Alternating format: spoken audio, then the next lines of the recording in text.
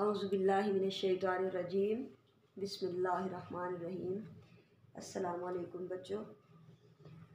जी बेटा, हमारा टॉपिक है मुकालमा नवीसी। स्मार्ट सिलेबस में हमारा अहम तरीन मुकालमा और आज के वक्त की अहम ज़रूरत भी और सबसे बड़ा मसला भी, दो नौजवानों के दरमियान मुल्क में बढ़ती हुई बेरोज़गारी के मौजू पर मुकालमा लिखें या तहरीर करें। ये सवाल आपको पेपर में आता है, ठीक है। तो एक बार फिर समझ लेना चाहिए कि मुकालमा है क्या, तारीफ़ और मफ़हूम इसका क्या है। मुकालमा अरबी ज़ुबान का लफ्ज़ है जिसके मानी गुफ्तगू, हम कलामी, बाहमी गुफ्तगू, ज़बानी सवालो जवाब, बाहमी सवालो जवाब। बाहम होता है आपस में।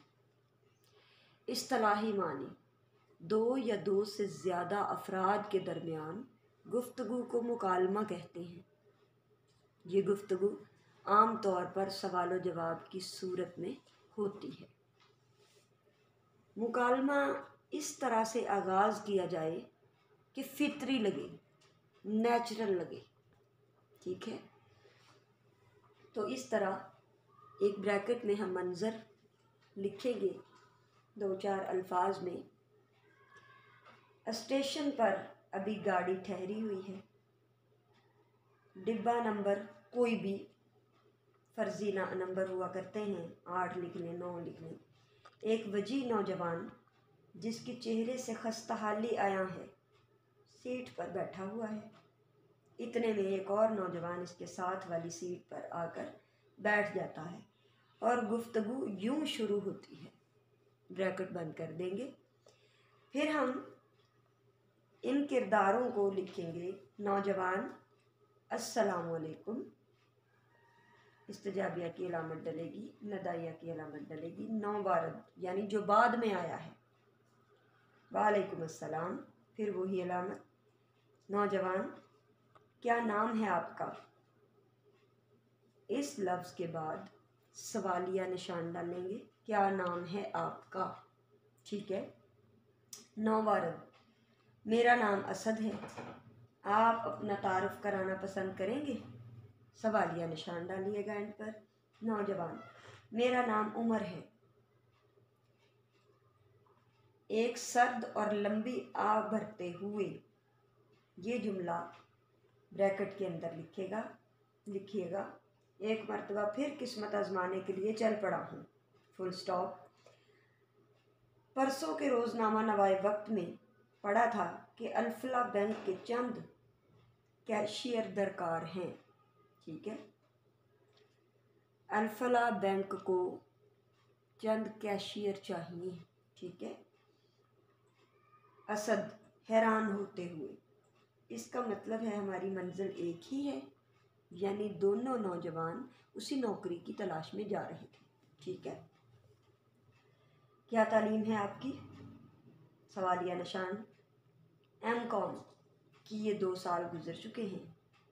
आए दिन नौकरी के अरमान लिए घर से निकलता हूँ मगर शाम को नाकाम लौट आता हूँ।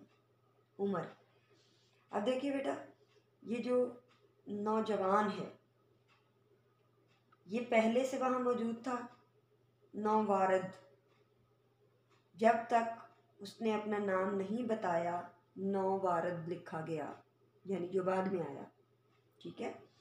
अब बाय नेम इन दोनों लड़कों के नाम लिखे जाएंगे कि दोनों किरदार आप नाम से लिखेंगे, ठीक है।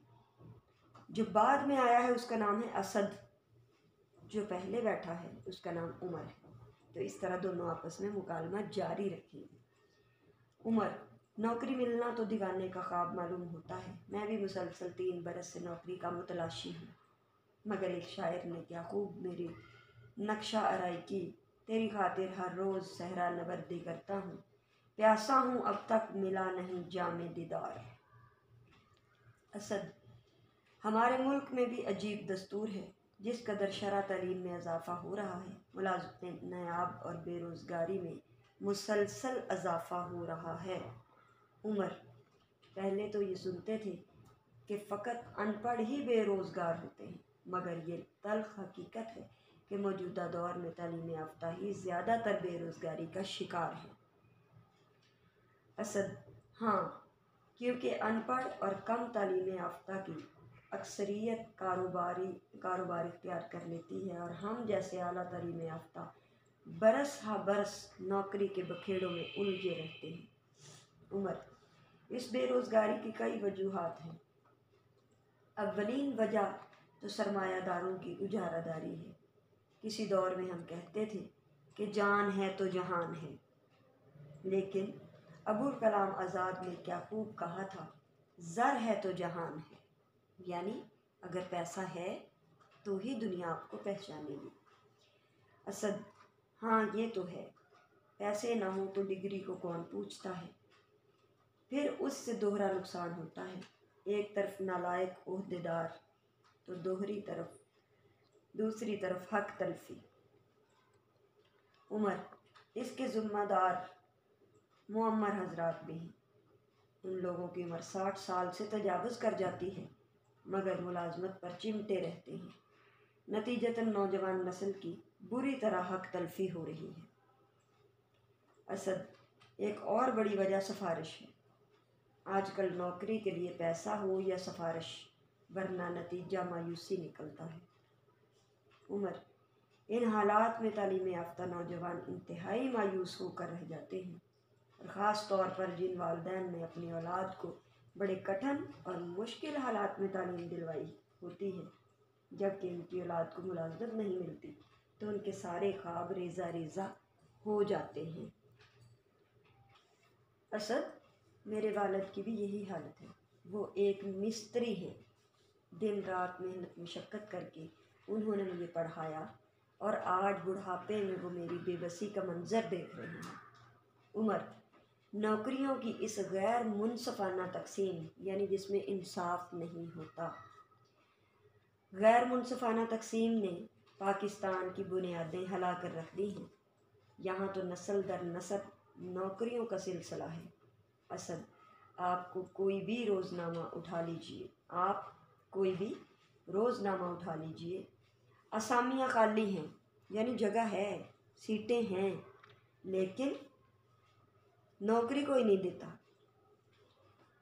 असामियाँ खाली हैं कि एक लंबी फहरिस्त नज़र आएगी, लेकिन इंटरव्यू देने के बाद पता चलता है कि ये सिर्फ दिखावा था। मुलाजमतें पैसे या सिफारिश की बुनियाद पर पहले ही हो चुकी होती हैं। उम्र: पाकिस्तानी हुकूमत को चाहिए कि इस बढ़ती हुई बेरोज़गारी के ख़िलाफ़ कदम उठाए, वरना बदतरीन नताइज बरामद होंगे।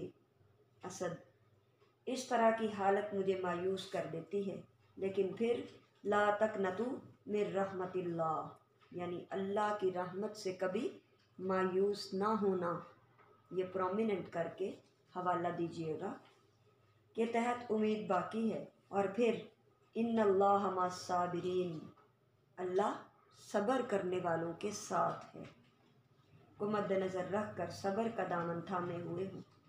उम्र: अगर अहल लोगों को मुलाजमतें मिलेंगी तो मुल्क रूबा ज़वाल होने की बजाय तरक्की की तरफ गामज़न होगा। असद: मैं भी आज उम्मीद का दामन थामे घर से निकला हूँ। चंद लम्हों के बाद गाड़ी लाहौर स्टेशन पर रुकती है और दोनों प्लेटफार्म पर उतरते हैं। ये ब्रैकेट में लिखना है आपने। उम्र: खुदा करे आज हमारे वालिदैन की दुआएं बर आएँ। असद: आमीन, अल्लाह आपकी ज़ुबान मुबारक करे। दोनों दोस्त रेलगाड़ी से उतरकर अपनी अपनी मंजिल की तरफ रवां दवां हो जाते हैं। ब्रैकेट बंद कर दें। ये आखिरी मंज़र था, इख्तितामी मंज़र की हेडिंग में आप इसे लिख सकते हैं। ठीक है, तो इस तरह से मुकालमा बेटे सीक्वेंस के साथ, एक तरतीब के साथ लिखना है। आम रोज़मर्रा गुफ्तगू है ये, लेकिन मौजू बतौर ख़ास पेपर वाला आपको देता है। ठीक है, पेपर में जो मौजू दिया जाएगा तो उसी के गिर्द सारी गुफ्तगू सारा वक्त घूमेगी, और बहस के अंदाज में भी ये हो सकता है और दोनों की सेम राय के हिसाब से भी हो सकता है। अब दोनों के ख्यालात एक जैसे थे, दोनों ही ज़रूरतमंद थे, दोनों ही नौकरी की तलाश में निकले थे। इससे मुराद है कि अभी तो ये दो लोग हैं, जाने कितने फ़ीसद लोग हमारे पढ़े लिखे, हाथों में डिग्रियां लिए, नौकरी के बगैर वक्त उनका तमाशा देख रहा है और वो बेचारे तमाशा बनने पर मजबूर हैं। ठीक है बेटा, इंशाअल्लाह कल अगले मुकालमे के साथ हाज़िर होंगे।